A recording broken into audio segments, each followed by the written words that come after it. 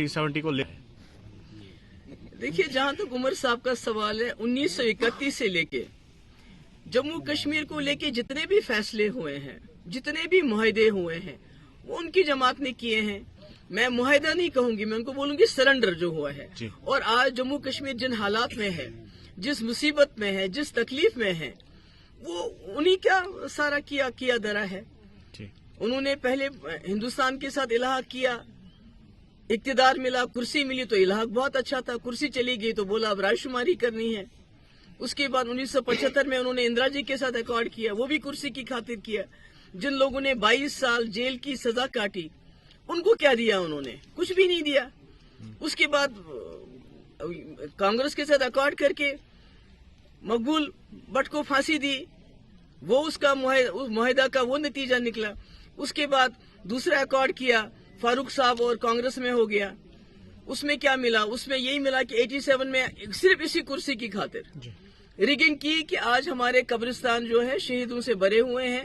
मुल्क के नौजवान, मुल्क के जवान भी शहीद हुए, हमारे अपने जवान शहीद हुए, हमारे बच्चे यतीम हो गए, हमारी लड़कियां बेवा हो गई। ये तो सब कुर्सी का खेल है इनके लिए मुआहदा। पीडीपी ने 2 बार, एक बार कांग्रेस के साथ हाथ जोड़ा 2002 में, और उसमें पोटा खत्म करना, टास्क फोर्स खत्म करना, जम्मू कश्मीर के मसले के हल के हवाले से बातचीत करना, और उससे बड़ा मुआहदा अगर जम्मू कश्मीर की हिस्ट्री में पिछले 70-75 साल में कोई मुआहदा किसी पार्टी ने किया हो मरकजी सरकार के साथ, हमने बीजेपी के साथ मुआहदा नहीं किया, हमने मरकजी सरकार के साथ मुआहदा किया, जिसमें हमने उनसे मसले कश्मीर के हल के हवाले से बातचीत, पाकिस्तान के साथ बातचीत, जम्मू कश्मीर में बातचीत, एस्पा को खत्म करना, 370 के साथ हाथ नहीं लगाना और रास्ते खोलना। तो मुझे बताइए, नेशनल कॉन्फ्रेंस से 40-50 साल यहाँ रहे, 70 साल से वो मुआहदे करते आए। मुझे एक बात बताइए कि उन्होंने दिल्ली से कभी कुछ मांगा हो?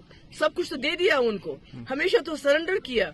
ये पीडीपी है जिसके पास दिल्ली वाले खुद चल के आए, राम माधव चल के आया, दूसरे लोग चल के आए, डॉक्टर मनमोहन सिंह 2002 में खुद चल के आए।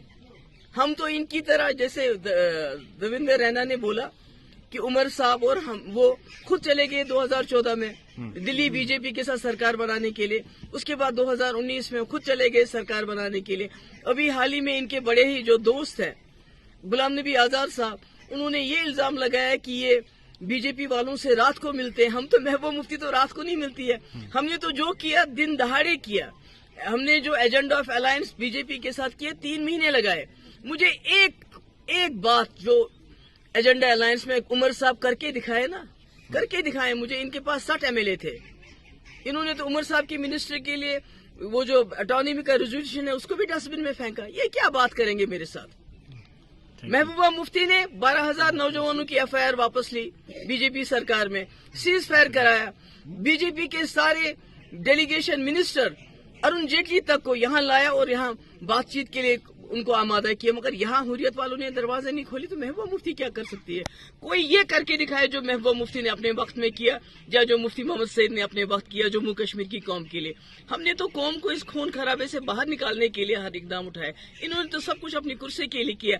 आज भी पिछले 5 साल से एक ही राग अनाप रहे हैं, इलेक्शन करो, इलेक्शन करो, असेंबली का इलेक्शन करो, क्योंकि कुर्सी के बगैर ये लोग रह नहीं सकते। शुक्रिया, थैंक यू मैम।